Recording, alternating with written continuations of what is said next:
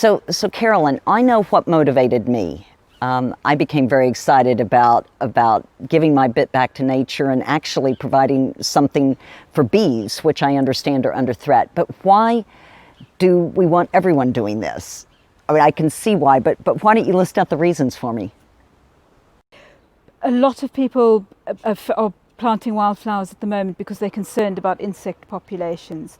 That, of course, is one of the main reasons behind the rewilding project that we've got on in Reading at the moment, where we're allowing these sorts of plants to grow up through the grasses to provide nectar and pollen for insects.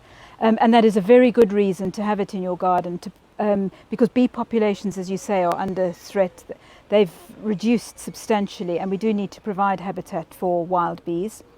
Right. Another reason is for keen gardeners who have vegetable patches or growing fruit trees, because it brings in the pollinators. So you've got all of these flowers here attracting the insects, and then while they're here, they hover around your fruit trees and your vegetables. My apples right there. Yes, and pollinate them for you. In fact, in Caversham Court Gardens in Reading, we did that. We introduced wildflower banks to bring in pollinators in the allotment gardens, so that to help with the fruit and vegetable growth. That's brilliant. Yeah, and of course the third reason is just that it looks so nice. And this contrast that you've got here between the formal garden and this lovely wild area is just so pretty, which is always another reason to do it.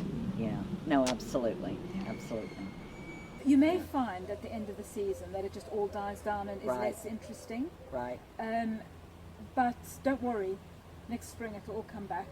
Well, that's one other question, actually. What do I do when this starts dying back? Do I need to mow it down, or? Yeah, let it all set seed at the end of the season, and make sure that that the seed heads are all properly dry and that they've shaken out their seed. And that before you cut it down, the other thing you can do is cut it down, leave it for a few weeks, let all the seed drop out, and then you must take everything off. Because of course if you don't, you've got compost here, haven't you, which puts nutrients back into the soil. So make sure that you cut it all down to ground level and rake it all off. Okay. And then just leave it for the winter as effectively as low. Right, cut. Like grass. Yeah, yes, like grass. Yes. It'll be a bit rougher, and then it'll all pop back next season. That's fine. Great, good. Well, I hope we get to the end there, because I can't wait for this to happen again next year.